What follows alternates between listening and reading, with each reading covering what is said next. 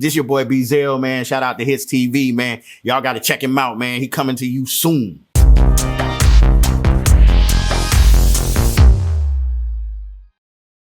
All right, everybody. Today we have the multi-talented, a jack of all trades, BZell.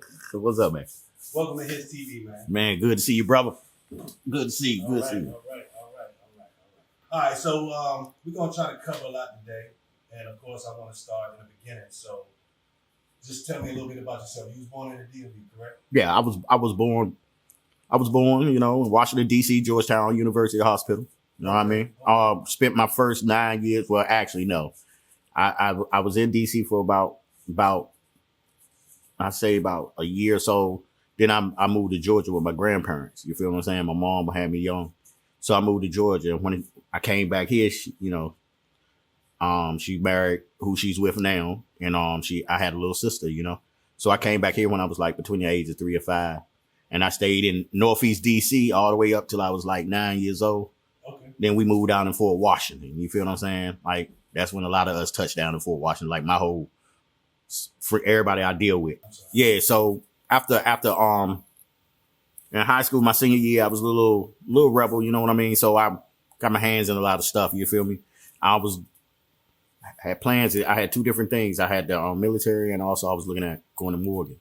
And it was funny. The recruiter came, and I changed my mind at the last minute. I was about to go, but I ended up going to Georgia. I wanted to get to know my father, spend some time down there, and then, you know, come back up here and then be fresh for school in the winter or something like that. But my biological father ended up, you know, New Year's Eve getting a heart attack, you know, and he stayed in the hospital for quite some time, and then I had to, you know, stay, and he passed. Well, actually, what it was I was in. My first stint it wasn't in Atlanta. It was in south, a little north of Macon. Okay. It was in Monroe County. That's where my family from. Then what happened was it was like 3 stints. I went to the military. I actually did end up going to the military. I went to school for a little bit down there, went to college. Then I end up going to the military. So when I went to the military and I got out the military, you know, I got a little joint pregnant. You feel what I'm saying? Okay. I came up here to get myself together. She ended up having my son early. And while I was up here, I was helping the music thing with my brother, them getting it together, you know, showing them like what we could do. I was dabbling in the music all my life. You feel what I'm saying? I was the first person in my family to really do music and mess with music. You know what I mean? Right. So I ended up moving. When I went back down, I was with my son's mother for a while, and we was in like between Jackson and Griffin. You feel what I'm saying? And that's a little bit south of Atlanta. Griffin is the Atlanta metro area. You feel what I'm saying? It's the biggest city between Macon and Atlanta. So that's where I was for a while. Man, that's when we tapped into that music real heavy with lyrical weapons and stuff like that. Okay. So what was it like in the A? Like, you know, doing on the music? Your time in the A, was it like mid to late 90s? Yeah, early. It was the late 90s when the music really popped off, like 99 when I moved back. You feel what I'm saying? Okay. I helped my brother get his little thing started up real good. And then they was like, yo, man, what the hell? Cause I kind of like left them. I told them I would be back. You know what I mean? Okay. But when I went down there, I was like, man, I got to scratch in my head, linked up with Chemo. And then Chino, I remember him from my cousin and all them. And they was doing a little music for pleasure. They were performing, doing a lot of stuff. So it's like, man, he was like, man, I want to rap. I was like, man, you're a singer. Turned out to be one of the best rappers. And then we got into it, man. We got heavy. We started performing. We was out there. Like everybody thought we had a deal. You know what I mean? Well, what we did was, it was kind of organic, you know, linking with Chemo. He hooked me up with some Griffin cats. Next thing you know, we started being cool, hanging, doing shows together. Ran into the Running Mates. Matter of fact, he came up here not too long ago, one of them. And then I was in the apartments. I ran into a little young cat named Whisper, and he had little Chris. You know what I mean? Working with a partner, JD. He wanted to be management. Ran into Bread, Crooked County, rest in peace, Crooked County, Crooked Pass. Dean West, Bread, you know. And next thing you know, it was growing. VTS was like, they had Vital Time. Let's do Vital Time South. We incorporated. Then we started getting money on some other stuff. We started getting money. And we was like, instead of going to the studio, because every time we hit the studio, it was $300 for one song. So we said, man, let's buy our own. Or we was coming up here, riding up here, all the way up here to record. You feel me? And we was like, man, let's get our own stuff. You know, we was out there hustling, doing our thing. And next thing you know, I was like, man, when they was buying cars, I'm gonna be real. I started putting everything into the studio. Yeah, that's what I was doing. Yeah, and I can step this. Like Woo the Kid used to record in my studio. And y'all know he was So Icy Entertainment. A lot of them cats used to record, mess around with us in the studio. We had like the South Side, like being real, like we was taking over. Like anything. I stamped that like Tip. Remember when he was charging $1,500 a show? We was doing the same shows. JD Homeboy, he did a joint with BG. What Your Heart Beat For was shout out to them boys, what's them cats? Yin Yang and all them, that whole Smurf, Derek and Smurf. I was at the VIC video shoot, the first joint with Soulja, VIC with Soulja Boy, all that. We was going to them joints. It was crazy. Like we was doing them shows. Like when we pulled up, I remember we was recording a song, and when we was recording a song, they was having something called Nigga Day. And that's a big thing that people have down there in the small towns, like a little freaknik thing. And that song, Henny and Coke, caused a riot. People was running, people ran out the club. They was like, yeah, that joint was, that joint, that it was doing something. It was doing, and then we were doing numbers before numbers. You feel me? Like, yeah. And then we just started growing, like getting Pudalini. Then we got Crump. He was up there. I met him through a cat named Meal Ticket. They was up there, the boys in Chicago. He came down. He was really from Tennessee, lived out in California. Then my boy Vincent So Long, he was from Belize, moved to California. Then he over there. So then we got Quest Haven, man, Sniper, all them cats. We had a little issue run-ins, but we was really family, man. It was a little misunderstanding, but I love him. You know, he working with Tyler Perry right now, Tyler Perry Studios and stuff. But we Pudalini. When we started doing stuff, man, Fat Boy, I'm named, there's so many boys, but we took over. So it went from VTS, then we evolved to Top Notch. And once it turned to Top Notch, that's when everything got crazy. Yeah. I mean, because VTS was more of a family. Top Notch was like a big movement, but unfortunately, everybody wasn't made to be a part of the movement, you know? True. Yeah. True. So during that time, I think BMF was big in the city. Oh yeah, BMF. Did y'all ever cross paths or anything like that? I mean, BMF used to have parties. You know what I mean? You would see him. Like I remember Jeezy. Matter of fact, my boy Cole Red, he locked up now. He had a song against Jeezy. I was like, man, we like, you know, Snowman was cool, but I still got it to this day. You know, I was like, wait a minute, man. But anyway, like I said, like they was cool. Matter of fact, we threw a show and we was one of the first cats to do the So Icy song, and Jeezy didn't come. It was just Gucci that did it at a place called Marlene's. And man, shout out Baby Lige, all that, had the detail shop, him over there on the, west side of Atlanta, man. We used to do some stuff over there. But anyway, of course we ran into all the cats. Cause like when we were doing like Dirty Awards and stuff like that, we got front row. We rode the middle cause I was messing with a little joint back in the day, you know what I mean? And then my play sister, they was cool. So we got limos, went to the Dirty Awards. This is a crazy story. And went to the Dirty Awards. This is real crazy.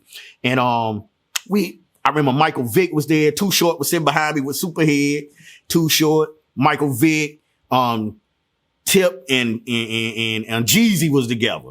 They was together. All the who's who was in it. Dirty Awards when it first started, it was crazy, right? We had tickets. So what happened was we got a limo. My homegirl, she actually won some tickets on the radio station. We had red carpet, so we jumping out. We all had the little gold grills. One of the boys jumping out, Mama, I made it. You know what I mean? But we had the front table in the front. I'm sitting right beside Too Short. Like his table was right here with Superhead. And I remember like her fur coat fell on the floor. My man was like, get that joint. I was like, yeah, we had Superhead. So I'm sliding it. Then my conscience weighed on me. I looked over at Too Short. And I'll never forget this. Like, Short, I know you remember this. I looked up. I said, man, when she walked away, I said, man, we got a coat, man. He go to coat. He said, man, I don't care. That ain't my bitch. I never forget that. You know what I mean? Excuse my language, but it was Superhead, Too Short. I'm right there. You feel what I'm saying? And then after that, we was backstage because we was cool with the radio station. So I'm back there eating meatballs with Rorona the Bro, radio. We chilling, you know, Greg Street there, everybody there. And my man, oh man, him and Jeezy about to get into it because my homegirl wanted to take pictures. He didn't want to take no pictures. T.I. Tip was trying to break it up. I walked up on him. I was like, what's going on here? We deep. It was crazy, but Tip he was a good man. He was keeping it cool and calm. Yeah, so it was a good situation, man. The Dirty Awards was definitely one of my great experiences, seeing the culture of Atlanta, everybody down south in the joint. You know, that's when Paul Wall was doing their thing. It was amazing, man. Amazing situation, man. Yeah, that's what's up, man. So then at some point, you know, you moved back to the DMV. Yeah. So tell me what prompted the move back. Well, I'm gonna be raw and real, man. Being honest, in between that time, I was having a situation with Faith too, and a lot of people don't know that. Whereas I had one of the baddest young ladies around, and then I'm not talking about Faith Evans.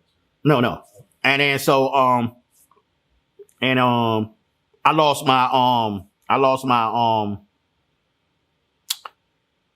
job behind some crazy stuff, right? But at the time, I was on top of the world, like doing some other stuff, like, and we was really moving real heavy. You feel me? And we got in a situation where I said, I'll never forget, man. Maybe that's another time for another story, but it's a profound story. But I promised God that I would leave it alone if he got me out of that situation. And there was no way, like right now, if he didn't get me out of that situation, I probably would be doing 2 life sentences, that what was in that car. You feel me? And I just said, God, get me out of this. And I said, if I'm looking over at my man, I remember his story wasn't matching up to mine. And I just looked at them as they were walking around the car, and I could see the pistol sit from under the seat. And I saw what was under the seat. I knew what was in the car. And I just said, officer. And he just stopped. He just stopped right there. And we still tell this story to this day. He just stopped out of nowhere. And he was like, man, y'all have a nice day. And we got out that situation.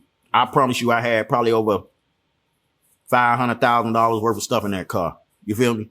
And then I said, I'll never do it again. Well, move forward. While we got into the top notch thing, I ran into some peoples, you know what I mean? And they gave me, I'm going to be straight. I'm going to be real and raw. They gave me £5 free.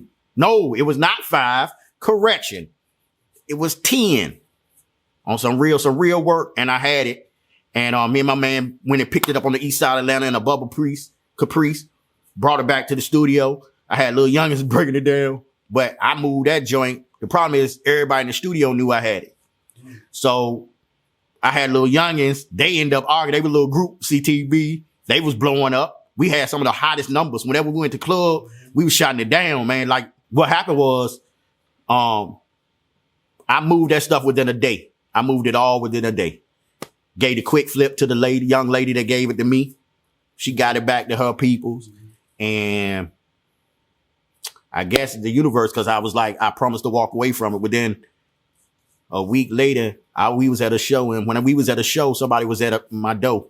And they was breaking in and they pulled the stuff down, even the Airlex, the cotton off the walls. If people don't know what the Airlex is. And they was looking for it. Went up in the ceiling. I knew it was an inside job because it was a couple people I told about the cameras that was up in the corner. Only few people would know. So I knew it was an inside job. And then they took certain things and left certain things in the studio, the stuff that didn't work. So I knew it was an inside job. So people started having issues behind that. And next thing you know, one of my people's like, man, you need to just come back up here for a little bit. So I was up here just for a little short period of time. That's what I was going to be. But that short period of time, I'm still here. You feel me? Okay. I was going to get to that. Was your first initial move a long-term move, or was it just something short? Yeah, it was just for a little, just to clear my head, get myself together. Cause like being real, like I was through and through. Like even though I was DMV, I spent most of my life here. I was Georgia through and through. You feel what I'm saying? That's where both my biological parents from. That's where I just felt the most energy when I went there. I I wasn't even thinking about coming back here, but just to visit. You feel me? I loved it here, but I was a Georgia boy by then. You know what I mean? Everything, my voice had changed, everything. But so I was just here to just get myself back, recalibrate, and then go back. But I end up, dealing with someone. Then I end up dealing with someone else and having a child. And then I'm dealing with the guys with the music. You know what I mean? And I was like, well, maybe, I can start working my thing up here. You feel what I'm saying? So I was teaching people because I noticed how the DMV was way behind in the music scene. They had the talent, but they was behind in the business. You feel what I'm saying? Okay. And that's where I got in. So when I left, it wasn't many people rapping, unless they were just rapping at school or something like that. When I came back per se, everybody was rapping, but the problem was even the shows coming from Atlanta, when you go to a showcase on a Wednesday night or a Monday night, it was like a club night. When you go to a showcase up here, it was like 10 people in there or 10 artists and 5 friends, So I was like, man, we had to change that up. You know what I mean? We had to change that up. And to being real, I went to a Dre All Day show. It was pretty cool. I went to a Bello show. He was at the Island Cafe for his birthday. It was funny. We went to the DMV Awards that day. It was real nice. It was real nice. People got to fight, as a matter of fact. But yeah, we went to the DMV Awards, and then we ended up going to the Island Cafe because it was Bello's birthday or something. Now, I never met the cat. So I went there. I chopped it up with him when we came cool. You know what I mean? So then I got linked up with the Island Cafe. You feel me? And that's when it just...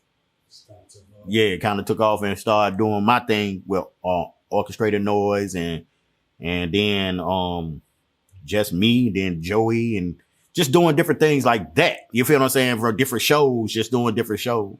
Man, I don't really like to mention the scumbags I work with. Now, just messing with you, but being honest, like, so the one thing, I mean, I was doing a lot of shows here, and like I never was the guy that wanted to be in the front, Everybody knew that. You came to my shows, we had the women, we had a great show. You know what I mean? People knew.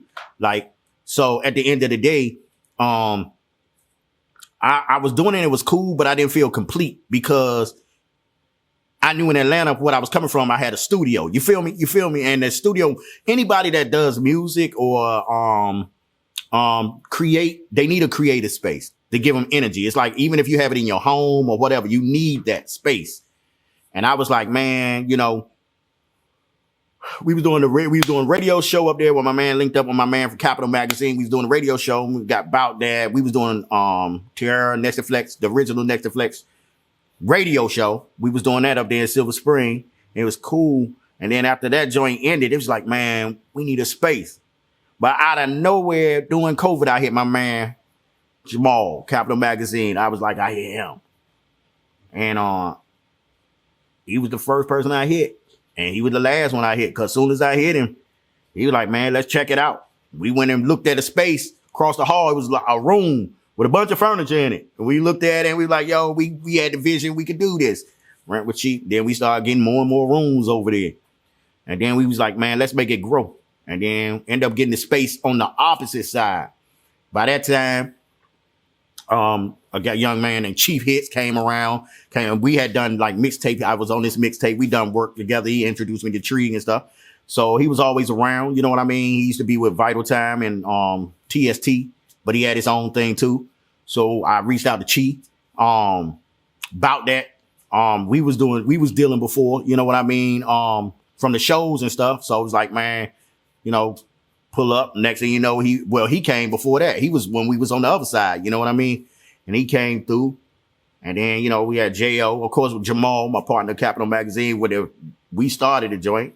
We had a couple cats. We had Troy, but he ended up moving to North Carolina, stuff like that. But and then it just started growing. We started getting podcasts, and I wanted to make it a creative space, man. And now we got everybody around, Change, Dennis, Mia. It's growing. Nextaflex Sports Podcast, You Want Their Podcast, Talk Your Shit Podcast, you know what I mean? And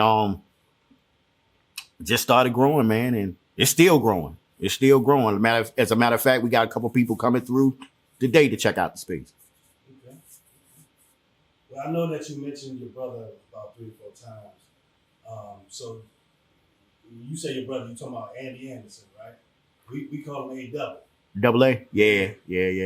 Well, I call him A Double. You know, Mm-hmm. he like Double A. Yeah. Nigga, your name A Double. Mm-hmm. I don't like that shit. Mm-hmm. I don't like that shit. Yeah, real character. I put him on the music as far as he played drums and stuff at school, but I was the first one in the house to play music, do music. Mm-hmm. And my mom gave me a flute. I was like, a flute? What I'm gonna do with this? You know, and put me in Catholic school. So I was in Catholic school with a flute. But it was cool though. We was the cool kids. And then I played was it a bass horn or something like that? I played that for a little bit. And then, but anyway, my brother was doing the drums, but my brother the first one to actually take it into recording. You feel what I'm saying? And I know he got hooked up with Darren and then seen Darren set up. And he's here now, as a matter of fact. But and him and Devin Link. But when I came back up here, and the first time when I came up here, I noticed it was just them. And I was like, you got to make this grow. Like, I like to see stuff bigger. And, you know, I took him to the first clubs. You feel what I'm saying? He was going to clubs with us. Little young boy getting in. You know what I mean? And he had I put the chains around his neck. On for real. And he took it to another level. He started wanting to be real flossy. You feel what I'm saying? But, like I said, we did some great work with him. He was doing a lot of stuff. He did all our beats, but he had a name down in the A just off our stuff because his beats and stuff. And they was like, man, we rocking with your brother Andy stuff, man. And you know, one of my beats started about that. We told a nigga they weren't gonna perform in the club if they did my brother's music and then paying, and they didn't. But I remember when they had the party, man, and it was a lit party. I ain't gonna lie. That club, man, the bottles were flowing. They was all up on the bars. It was a lit party out there in the A. But my thing with getting back to Puffy, man, I just, you know, I pray for his family more than anything else. You know what I mean? I pray for his kids. You know, people don't have to attack his kids. People don't have to attack like the mother and all that kind of stuff. You know, it's when you can do what you want to with me, but leave my family out of it. You feel what I'm saying? They kids and they're young too. So sometimes they gonna say some ill-advised stuff or something like that they wish we get back. We grown and we want to take things back that we said. Maybe we shouldn't have said this. So I have a certain, you know, take on that. Like leave the family alone. You know what I mean? I will tell them like this, man. Y'all be thankful that you had the internet, because back in the day we was moving units and we was out here for real with CDs. Like if you ain't sell that CD, you ain't get no money from it. You feel what I'm saying? I figure people still got to figure out the streaming situation, because, you know, you get that one little cent off or something and they robbing you. But slow progression is better than no progression. So at least getting it moved, get it moving. You feel me? Get them numbers up. You know what I mean? Do what you need to do to get them numbers up, get people looking, because then it's going to grow. I think that always have a hustle. I always say this, even when you're pushing the music, outside of the music, have some type of product in hand. That's even with the hustle here. We can DJ, we can do photography, we can do podcasts, but have some type of something in hand where you can say, I can go wake up today and I can move this stuff, or I can move this. It's really on me. Have some type of product. So with the music, have some type of product outside of just music. I can say on my music, nobody's selling CDs like that no more. So you get a little cents off of something. Have something. Have some type of merch, or even if you have like my man Bello, he got a pepper garden, you know, some peppers and stuff. Like, or my man down there, he got some wine, he got vodka. You feel what I'm saying? Chino went and did shirts, and I remember, you know, free my man Chino. He be out soon. Man, I remember when his job fired him, I said, man, turn it up on his shirt. Trade in that Camaro, get you a van. He went and got him a van. And you know why people like, he got a van, but guess what? That van led to 2 stands, and he was making over $100,000 a year off some shirts. You feel me? Man, just you know, back in the day they say Google me. You know what I mean? Nah, but look up, just that BZell the Truth, man. BZellDATRUTH. And then you can find everything else. You feel what I'm saying? So you can find the CKB, you can find Colossal, you'll find Chief Hits, you'll find About That and all that. Now, shout out to Chief Hits, man. Shout out to the work he putting behind the scenes. You know what I mean? Making the visuals look good. Got me looking like a supermodel on some of my pictures. You know what I mean? You know, man, shout out to About That. You know what I mean? The original scumbag of the crew. But yeah, that's my dog, man. Like for real. That's one of the hardest working people here. He really take this music thing as to another level as far as production and he really puts a hustle behind it. You know what I mean? And they said faith with no work is dead. You know what I mean? He put a lot of shit on.